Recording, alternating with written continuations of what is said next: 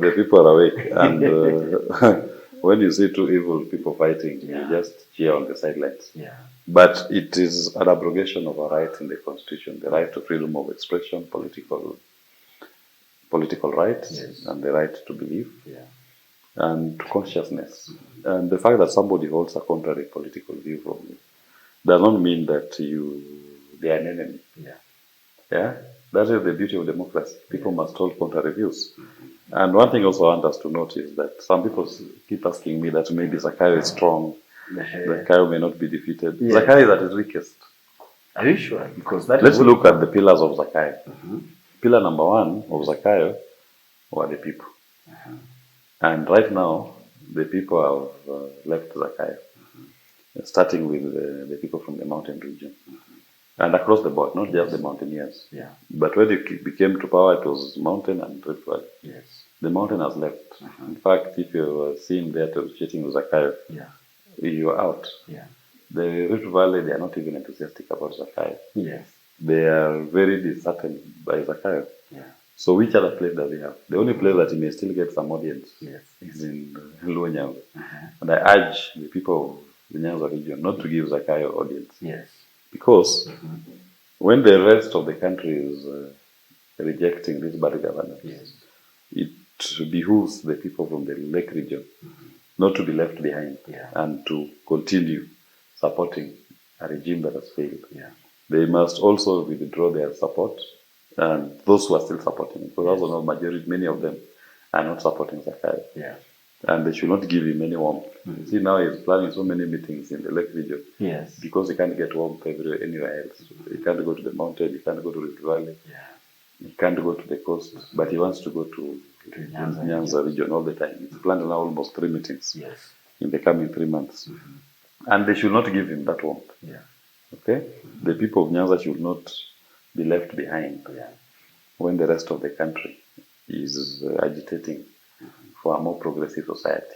If anything, the Lakesiders have been known to be a very progressive lot. And they've played a very key role in terms of shaping the democratic developments in this nation. Pillar number 2 of Zakayo was Parliament. Parliament was cancelled by the people. These MPs cannot go to the ground to talk Zakayo language anymore. They've been cancelled. 25th of June was their day with destiny. They are no longer representing the interest of the people, and the people will not listen to them. Pillar number 3 was Meg Whitman, the American ambassador. She's out. The former American ambassador. She's out. She's left the country. He's the one who took Zakayo to sit on Biden's chair. They are both out. The bad omen of Zakayo. So they are both out. So pillar number 4 that he had was money. And he was hoping to make money. They were hoping to make money through the Adani deals. Adani also has collapsed. So which other pillar does he have remaining that somebody tells you that Zakayo is unbeatable? What about the church? The church has also left. That was the other pillar. Let's call it pillar number 5. Pillar number 5, which was the church, has also abandoned it. We've even seen for the first time Macorino members calling a press conference to condemn the bad governance in the country. It's never happened before. And we saw the Catholic Church led the onslaught, the Anglicans supported, the Pentecostals came in, NCCK came in. And they're not saying we're rejecting Zakayo as a person. We are rejecting the bad policies of Zakayo. So Zakayo does not have any more pillar that you can talk about. So the people of Kenya should not worry about him. He's very weak. He's surviving on Raila Odinga as the only pillar. And even that pillar, I don't know for how long Raila will be forced to continue carrying this baggage of Zakayo. Because he must also attune his politics to the interest of the people. And we don't know how long he's going to carry this baggage. Because every year, every day, it's more pain, more pain. They keep increasing your taxes, they keep coming up with policies that give you pain and more pain. That cannot work. And that is going to come to an end. So anybody in the political discourse that wants a better Kenya, don't tell your colleague that, oh, Zakayo will steal, he will rig elections. That he has never lost. He has never lost any election. He is going to lose. We must encourage each other that he's going to lose an election when it is called. When it is called, he will lose. So our focus should not even be Zakayo. Zakayo we are done with. Him is cancelled by the people, just like parliamentarians. Our focus should be on the type of leadership that we want. Beyond Zakayo, what do we need in Kenya? Do we need somebody who understands the problem of the country? And as a Safina Part, you say the problem of the country is the economy. Yeah. And the number one problem in that economy is debt. Yes. We need somebody with the courage to say, I'm not paying all your debt, and going after the people who have taken this all your debt, yes, and give the people of Kenya a relief when that is done. Yeah. And it is not bad for many Kenyans to express interest to vie for this office. Yes. As I've seen many people are now declaring. Yeah. That is the beauty of democracy. We allow them to contest and we interrogate the ideas and let the best idea to win. Yeah. We must all only remain focused that the number one enemy to be removed from office is Zakayo. Fellow competitors are not your enemies. Yes. Okay? Because they are all fighting towards removing the this common enemy, who is Zakayo. Yes. So amongst the competition, people share ideas, people compete on ideas. Yes. Who has the best idea, and let the best man win, and we shake hands because we are doing this for the betterment of the country, yes, not for individuals, aggrandizement. And do you think Safina Party led by Party Leader Jimmy Wanjigi and yourself are ready for the battle? We are ready for the battle. We set the ground ready. Yes. And when the time comes, we launch our campaigns and show the people of Kenya what it is that we stand for. Yeah. The kind of leadership that we desire for this nation. And Kenyans will ask us questions, they'll interrogate us, they'll throw stones, some will throw flowers, some will throw love, and we'll receive all of that in equal measure. Yeah.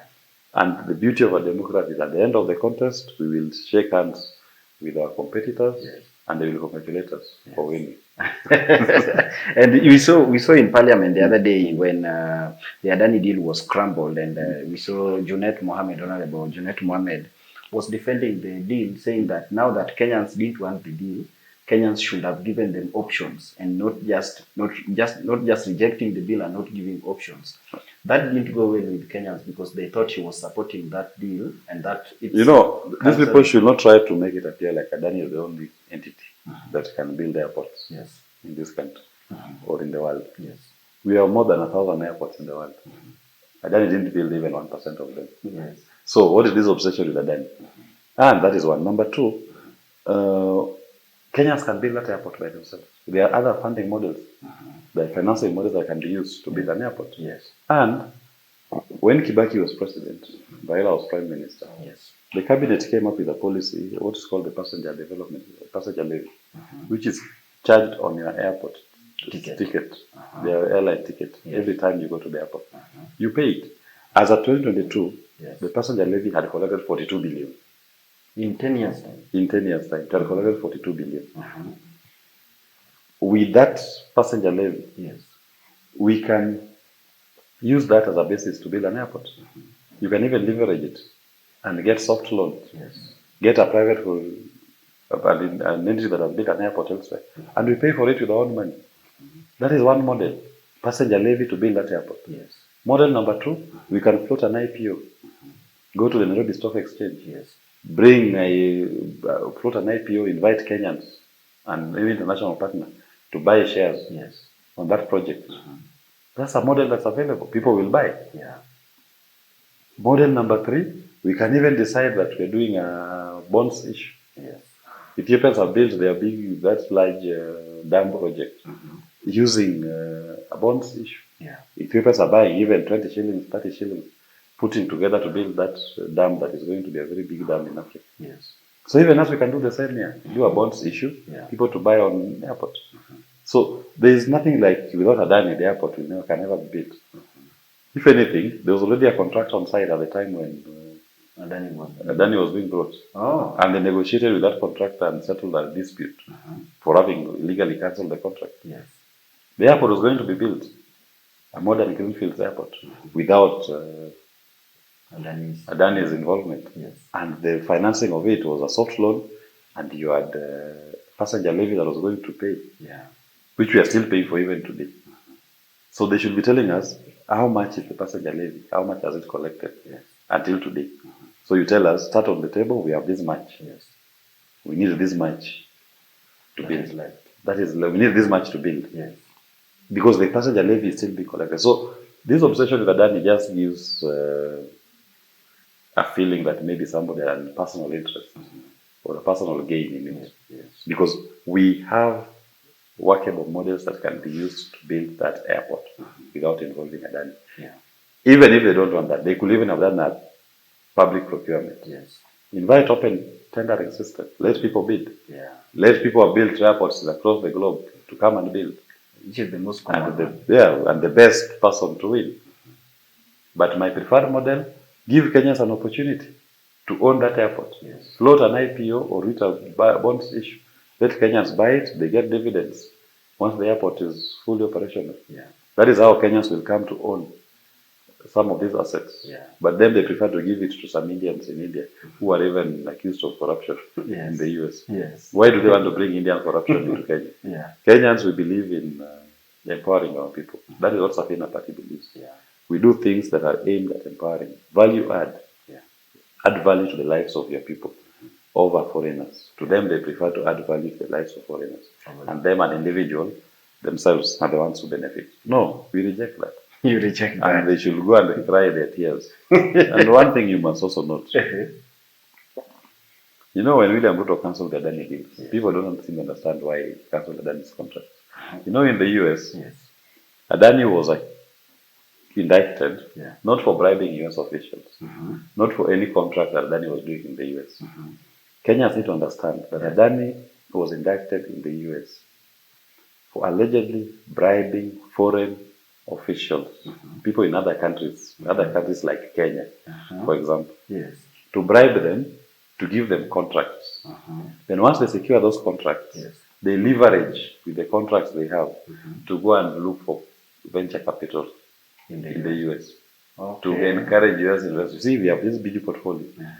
Now you can invest your money in our entity. So they were getting American money using a leverage from contracts procured through corruption. That is why they elected. So, in the fullness of time, if it was going to be shown that Adani also has contracts in Kenya, they will be asked, okay, let's see the contracts in Kenya. When was it signed? Okay. They will follow the paper trail. Was there any bribery of a Kenyan official? For example, did you use this jet that Ruto used to America? Was it a Adani jet? And if it was, that's corruption. That's corruption.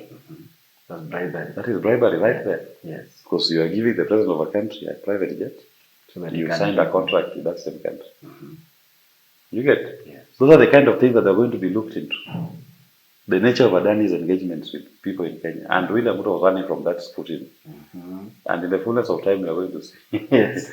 Not that Adani had a project in the US. No. It is contracts like the ones that he was going to get in Kenya. Yes. That was going to be scrutinized by the US to say, okay, this one, you got this contract, but we can see here you are giving money to officials in that country. You are bribing them. Also, you want to get our money as Americans through corruption-induced contracts. That was the main issue. And Kenyans need to understand that. And that is the kind of a guy that the president had told us that was going to handle our contract, our airport for the next 30 years. That's the money was given our airport for the next 30 years. Has been given projects all over here worth almost 100 billion Kenyan shillings. He's having his subsidiaries in our healthcare system. You don't know what was going to come next. Maybe Adani was going to sell us our oxygen. The rate at which you are seeing the reaction from the politicals who are not happy. They are better than the American New York court that has indicted it. They are better than the Department of Justice. Okay, fine. Wow. Same constituent country that DPP is known for only withdrawing corruption charges. Not filing any fresh cases, not successfully prosecuting. Now you want to compare it with the DOJ. And one thing I must tell our viewers, you know, when in America on white collar crime, by the time they file and seek for an indictment of a person, like the one for Adani, the evidence is glaring. On white collar crime, they rarely miss the target. Because they've done their research, they've done their investigations, they've put together all the pieces. The evidence has been taken through several layers of lawyers to look and confirm if this can support a conviction. So what Adani should be doing in America today is to ask for a plea bargain. Because those people don't take cases in court that you are going to chance. It may go this way or this way. And then they might lose. No. By the time they indict you on a white collar crime like this one, the evidence is overwhelming. What you should be asking is plead again. That instead of giving me 50 years, you can give me 20. But I have agreed. But the evidence is right here. Because if you go through a full trial, Yes, it is 50 years. Maybe if I plead again, I may get 15. yes, With an option of parole, if I'm of good behavior. yes. Before serving the full time. So, Adani and Kenya is done. Majority of Kenyans are also saying that Ruto might again that deal with Adani and come up with another deal. No. You see, once Adani is tied, Yes. it will be plus subsidiaries. Adani and Kenya is done. Yeah. And those who are crying here in Kenya, too bad. Yeah. That game is over. Let them go and look for another game. Yes. I want you to talk to Team Piki Piki Ponki. Team Pokonki, we Yes. stay strong. The channel is where we get our civic education and we share our ideas, share our comments to make Kenya a better country. Team Piki Piki Ponki strong. Wow. Thank you so much.